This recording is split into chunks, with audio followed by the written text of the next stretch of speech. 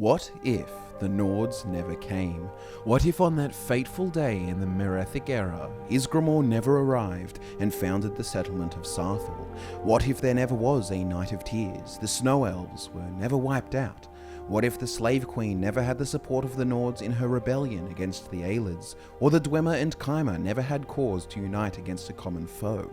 These are the questions we endeavour to answer today. Welcome back to Fudge Muppet, ladies and gentlemen. My name is Scott, and today I thought we would mix it up a little bit and talk about an interesting hypothetical scenario. One such scenario where the Proto-Nords, otherwise known as the Atmorans, never came to Tamriel. What if they never settled in Skyrim and became the Nords we know? How would this fundamentally change Elder Scrolls history? Well, let me tell you, it does so in more ways than one. However, do keep in mind that Elder Scrolls history is vast and full of possibilities, and when changing such a big piece of lore, you are likely to encounter many new scenarios, ones that you cannot always guarantee will play out a certain way. So let it be known that I am only human, and this fun hypothetical scenario is only how I would guess it plays out. So let's do the sensible thing and first start with the earliest events affected, and we can set the stage now and let you know what's going on at this time. So in the canon timeline, the Merethic era has hardly any concrete dates, so right off the bat, that isn't all too helpful. But what we do know is that Kodlak Whitemane, the Harbinger of the Companions, says that the organization, founded by Ysgramor, is nearly 5,000 years old. So that places Ysgramor's arrival roughly around 500 years before the beginning of the First Era, though we can't say with total accuracy, so perhaps give or take a few centuries. For the sake of this exercise though, let's just say 500 years before the First Era begins, so late Merethic era. Instead of arriving in Skyrim, Ysgramor decides to stay in Atmora. At this time, Tamriel is almost purely elven dominated. To the east, Morrowind, then known as Resdain, is inhabited by the Keimer and the Dwemer, who are at odds. Blackmarsh has the Argonians as always, Elsewhere is full of Khajiit, Valenwood full of Bosmer, and the Somerset Isles full of Altmer. Cyrodiil is populated by many Nedic tribes who are mostly enthralled by the diverse Aelid kingdoms. High Rock's Nedic population is in a similar situation under the lordship of the Direnni clan. However, arguably they experience much better lives as a lower class more akin to serfs, as opposed to slaves to be worked to death and tortured for Daedric praise. Hammerfell is a melting pot at the moment. There are no Dwemer here yet, but we do have various groups of orcs, goblins, and many miscellaneous settlements of Needs, beastfolk, and even elves that are lost to the ages. But the most standout group here that we can talk about is the Dyraki Needs, who are powerful stonemasons. They inhabited the northeastern regions of Hammerfell at this time, and were arguably one of the most powerful groups of men in the region at the time. No Redguards here yet. And finally we have Skyrim, inhabited by the Falmer, or Snow Elves as they are more commonly known. Dates in regards to the Dwemer's habitation of Skyrim are confusing at times, but to me it makes the most sense to place them here at this time. Otherwise, how would the Snow Elves have fled underground to the Dwemer if they were not there at the time of Ysgramor? So before we move on towards the beginning of the First Era without the Nords, we have to establish one other side effect. With none of the Atmorans arriving, then they would also not bring their dragon cult along with the dragons. They are all back up in Atmora chilling out. Now, what does this mean? Well, it means we don't have Alduin showing up, the Dragon Wars don't take place, at least not on Tamriel, and since that doesn't happen, an Elder Scroll isn't used to send Alduin forward in time, and hence there would be no last Dragonborn prophecy. We also wouldn't have the dragon Calgrontid entering Elsewhere with his dragon horde, and they wouldn't be locked away in the Hall of the Colossus. So ultimately, dragons aren't going to play a big role in this alternate timeline where Nords and the dragon cult never arrive, along with the dragons themselves. That being said, lots of events related to dragons could be going down in Atmora, and perhaps the dragons would arrive later, but for the sake of this video, I'm just going to say that the dragons and Atmorans may be having their war up north across the seas in Atmora, and that Tamriel never really comes into contact with dragons. So as we enter the First Era without the Nords, the north of Tamriel looks very different. With no Nords, we have none of the Skyrim conquests, where High King Vraga the Gifted expanded Skyrim's territory entry into High Rock, Resdain, and parts of Cyrodiil. For starters, this means that the Chimer and the Dwemer are likely unaffected and remain in bitter conflict due to ideological and territorial opposition.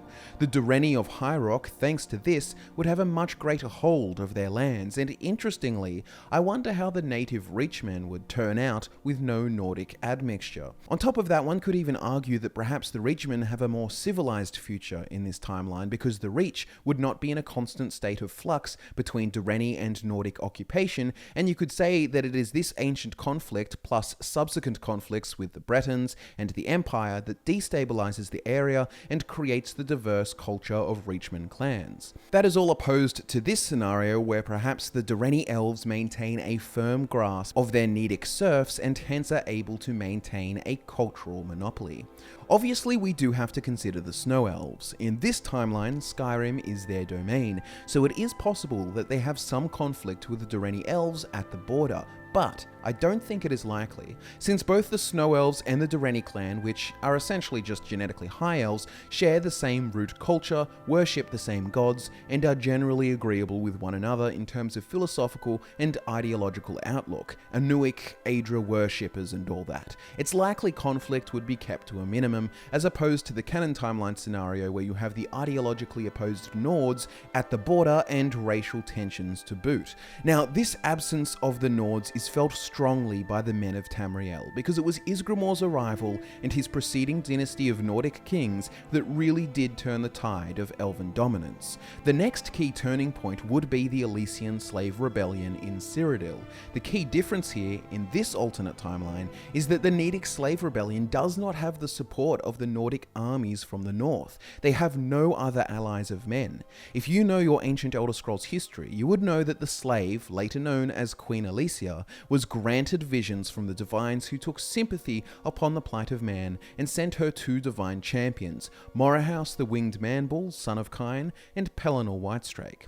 I don't see why Morrowind son of Kine could not be there without the Nords, but I do want to bring up the possibility of Pelennor Whitestrake's absence, and it may be to do with Nordic origins. You see, Pelennor Whitestrake is a figure closely associated with Shor, or Lorkhan as known by the elves. He has been speculated to be a Shezarene, which is an avatar of Shazar, which is the later Cyrodiilic name for Shor or Lorkhan.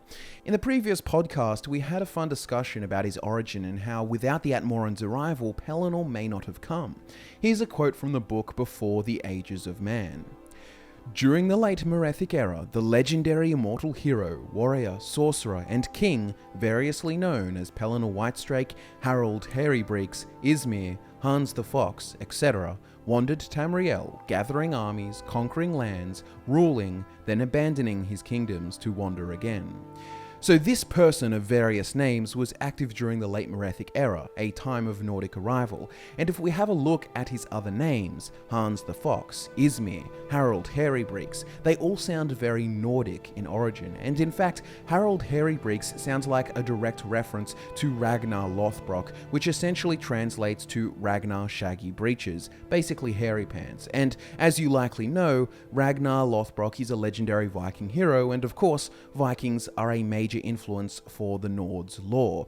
So to me, this passage makes it sound as if Pelennor came over with the Atmorans in the late Merethic era, conquering and abandoning kingdoms under different names and taking different roles until he came to Alessia as Pelennor. So the point is that perhaps if the Atmorans never came, neither would Pelennor. Now, I think for the sake of example, I'm just going to pretend that Pelennor Whitestrake still shows up to help Alessia, a sort of sent by the gods scenario, or maybe a time-traveling cyborg, if you buy into those theories, but do consider that it's possible that he would not have been there if he did not originally come from Atmora with the Nords. So we have Alessia and her divine champions orchestrate a rebellion against their Aelid overlords in the year 242 of the First Era.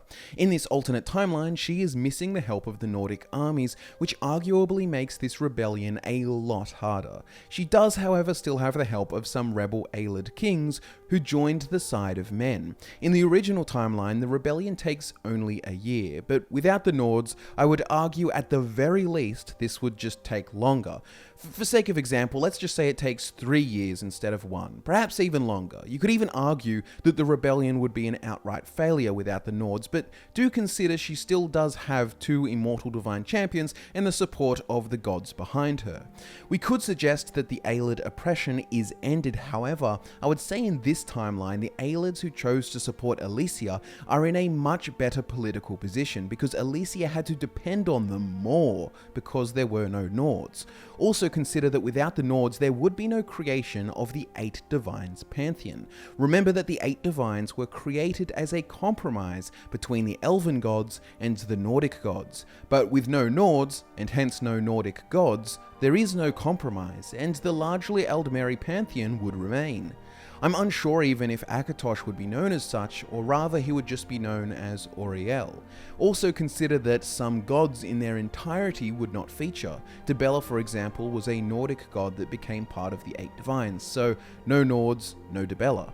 So ultimately what this all means is that the Alessian Empire ruled over by Alesia contains far less anti-elven rhetoric in its future without the Nords, and on top of that they also remain more culturally elven and maintain worship of elven gods. This makes me think that the prophet Maruk and the Alessian order that spawned from him, which was a religious organization of anti-elven zealots, never happened, or rather never gains as much traction as to be the dominant political power within the empire. I feel as if Alesia would have had to rely on her elven allies to maintain her strength, and hence she had to appease them more often and provide them more beneficial terms or powerful positions within her empire. This is kinda crazy. We wouldn't have the Daedric worshipping Aelids whose cruelty caused the rebellion, but we would still have the Aelid kingdoms who worship the Aedra existing and thriving alongside the Alessian Empire of Man as vassals or allies. Trade treaties with Valenwood would be made, but in this timeline positive relations would be maintained without the Alessian Order zealots riling up the Nordic king Borgus to organize an invasion of the Bosmer home, which caused them to initiate the Wild Hunt in a preemptive retaliation. So in summary, Cyrodiil is far more elven in this alternate timeline, and the Aelids play a much bigger role in the Alessian Empire and coexist with greater political influence. The Aelids never get purged and forced to retreat to areas such as High Rock, Valenwood and Blackmarsh. It is very hard to imagine all the possibilities for the future. Perhaps slowly the elves become far too dominant politically and they end up co-opting and ruling the Alessian Empire, or perhaps some Aelids want to return to the good old days of slaves and Daedric worship, and hence there would be civil wars in their future. But ultimately, no 8 Divines, no effective Alessian order, men still worship elven gods and remain more elven culturally. So that's Cyrodiil for now. What about Morrowind? In the canon timeline, when we reach the year 416 of the First Era, the Chimer and the Dwemer have teamed up to fight off a common foe, that being the Nords who occupy their land. The problem here though is that in this alternate timeline, the Nords never came to Skyrim and never had a massive empire, and so the Chimer and Dwemer never had cause to unite. There is no formation of the First Council, and because there is no First Council, the Dwemer clan Rorken never has a disagreement with the rest of their kind and never throws Volendrung and follows it to a new homes, so you would have no Dwemer migrating to and living in Hammerfell. And to be honest, it would never even get its name Hammerfell because there is no neat origin story for that name anymore. Without the formation of the First Council and the nearly 3 centuries of peace between the Dwemer and the Chimer, it may be that the Numidium is never built and the heights of the Dwemer are never reached fully, as arguably it was that long period of peace and alliance that afforded them the time and resources to focus on such projects, whereas in this alternate world we have the Chimer and Dwemer still at each other's throats. So this also means no Battle of Red Mountain, no Tribunal, no Dark Elves, no Nerevarine prophecy.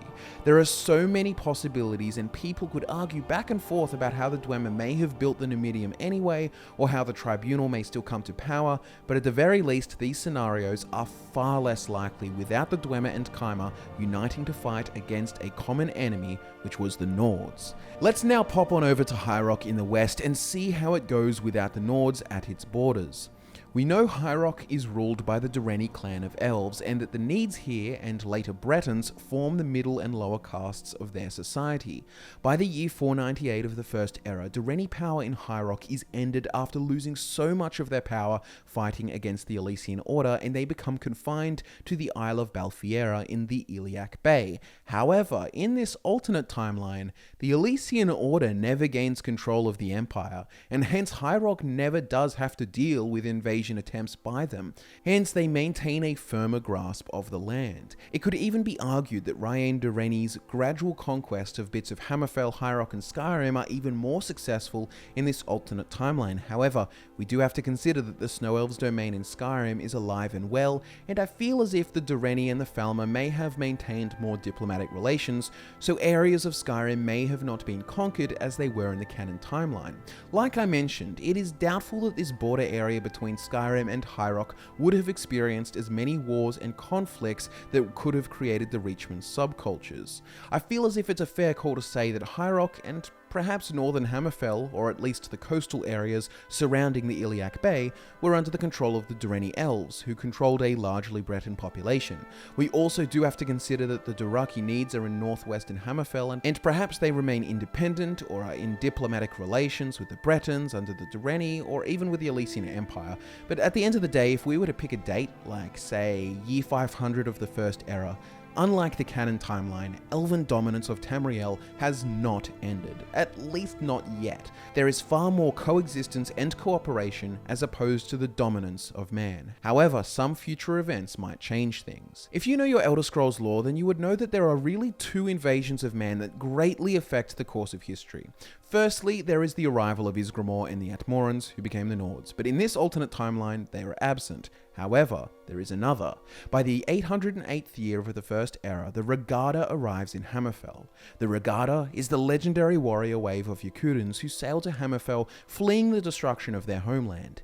These are the precursors to the contemporary Redguards. They cut a bloody swath through the lands, eliminating Need, Beastfolk and Orc alike. Anything that was not them was essentially eradicated. And in this alternate timeline, I can't see it going all too differently. Perhaps the Direnni have a stronger hold of the northern coastlines at the Iliac Bay, but I think it would mostly play out in a similar fashion. The Dothraki Needs likely met the same fate as they did in the canon timeline, a fate that includes the Yakutans wiping them from the face of Nirn, and arguably one of the greatest geopolitical effects of the Regarda's arrival is the subsequent exodus of orcs and goblins who are fleeing their homes in Hammerfell. A massive diaspora of orcs and goblins flooded north into the lands of High Rock, and this is where you have the original founding of Orsinium. It's hard to say if the founding of Orsinium would have gone exactly the same with a stronger, more consolidated High Rock under the Direnni clan's rule, and the Snow Elf society prospering next door in Skyrim. However, I would still say that undoubtedly a mass exodus of orcish refugees pouring into High Rock would create many new problems for the Direnni clan and their Breton subjects. By default, the arrival of the Yakutans and establishment of a Redguard Hammerfell means that the political presence for the races of man is much greater, though it is hard to predict what may happen from here, as we are still in a more elven-dominated Tamriel. The Redguards in the canon timeline remained isolationist for a long time, and this may remain the case for even longer with elven enemies surrounding them on all fronts. Even the Alessian state in this timeline is closely bonded with Aelid elven kingdoms. Perhaps there is a future where the Redguards liberate the Bretons of Direnni rulership in the future, given that the Direnni are by demographic inevitably becoming a smaller proportion of the population, and the interests of men may start to persevere. Ultimately, it is all speculation. One could argue that the Snow Elves and Direnni integrate more at the borders, and perhaps marriages and alliances are maintained, which helps the elves to maintain dominance regardless of growing Breton populations. Who knows? But let's move on to one of the crazier parts of the Elder Scrolls lore. In the canon timeline, there is a group called the Marikadi Selectives, a secret sect of the Alessian Order, remember the anti-elven zealots. This group endeavored to remove the elven elements from Akatosh, making him a separate entity. And long story short, they use a bunch of metaphysical mumbo-jumbo to break time, causing a dragon break that lasted for 1008 years. If you don't know what dragon breaks are, there is a video linked in the description which explains in greater detail, but at the end of the day, this insane time, this ruining of the timeline would be called the Middle Dawn. But in this alternate timeline where the Alessian Order never rose to political prominence in Cyrodiil, where dependence on elven allies was much higher, then arguably this Middle Dawn would never happen. Consider in this timeline there isn't even an Akatosh as such to remove elven elements from. because they're all still worshipping elven gods. The 8 divines were never created because there was no need for Alessia to create a compromise between the Nords, Needs, and Elves, so at the end of the day, I would guess that the Middle Dawn would never happen, and there never would exist this broken timeline of metaphysical madness, so the First Era would likely be a lot shorter. But anyways, let's move past that whole Middle Dawn thing that doesn't happen, and let's look towards some of the other major events of the later First Era. We do have the Slode that released the Thracian Plague upon Tamriel, and this wipes out half of Tamriel's population in the canon timeline. One could maybe argue that with the presence of many magically gifted elven races, mostly unchallenged by the rise of men, would mean that the extent to which the Thracian Plague killed would be reduced, but we can only guess. I feel as if some kind of All Flags Navy would still happen, and there would still be some common enemy for the nations of Tamriel to unite and fight against, especially considering there is more elven-human cooperation in this alternate timeline.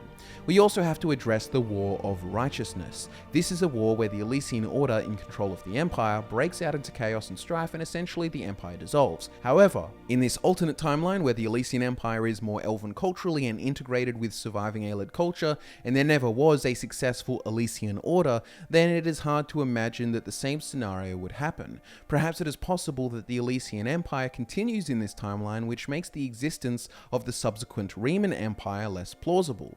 You see, in the canon timeline, the Alessian Empire ends, and the heir to the throne, one with dragon blood, is not clear or found.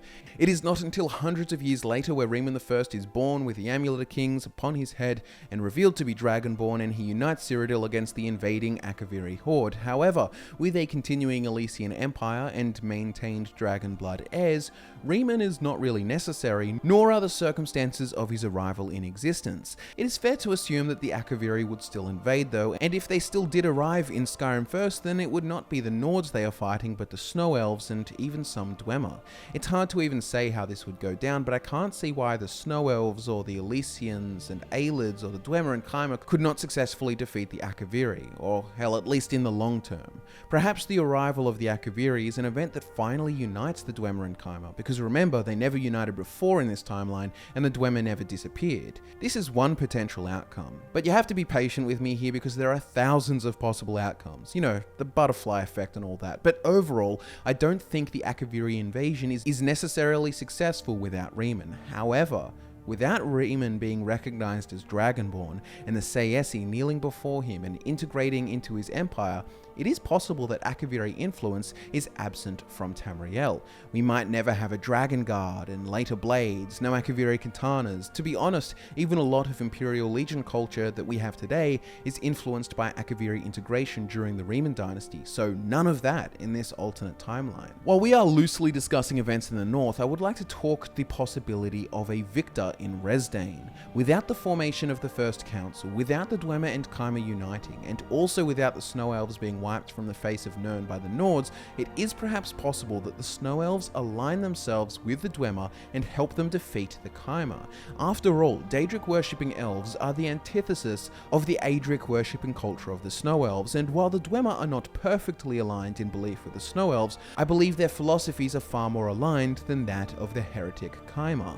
The Snow Elves allying themselves with the Dwemer and helping them secure Resdayn in its entirety could net them access to powerful technologies and abundant resources. Perhaps a Dwemer-Falmer federation could become a new superpower of the Northeast. Just some food for thought. As we come to the end of the First Era, we have to look and honestly say speculation is going to be wilder from here, to a point that it's almost useless. The Nords being absent from the timeline has drastically shaped the fate of Tamriel, even in those first centuries. Elven dominance feels likely in the long term, but who knows, perhaps the Bretons eventually secure dominance of High Rock, deposing the Direnni, and maybe they even ally themselves with the Redguards in some Daggerfall Covenant type scenario, becoming a political superpower of man, and perhaps they then encourage the men of Cyrodiil to shake off elven influence as the Bretons did. It's hard to say what would happen going forwards, but the races of elves fare far better without the arrival of Nords. That is for certain.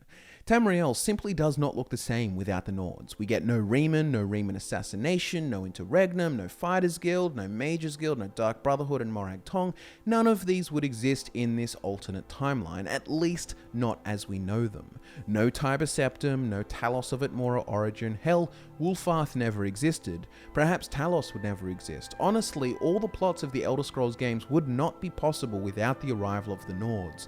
No Septim Empire, no 8 Divines, no Numidium, no Tribunal and Dagoth. You get the picture.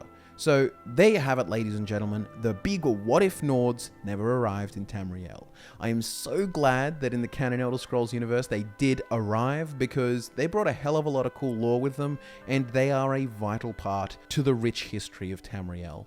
Ladies and gentlemen, thank you so much for watching this fun hypothetical scenario. Let me know down in the comments below what you think and what creative ideas you can come up with for other alternate outcomes. Remember, I am not claiming that my hypothetical scenario are the 100% non-debatable absolute facts how it would go down.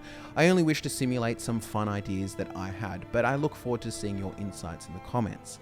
Thanks so much for watching. My name is Scott from Fudge Muppet. Give the video a like if you enjoy this kind of hypothetical alternate history type content, subscribe for more, and I'll be back to nerd out with you again next time.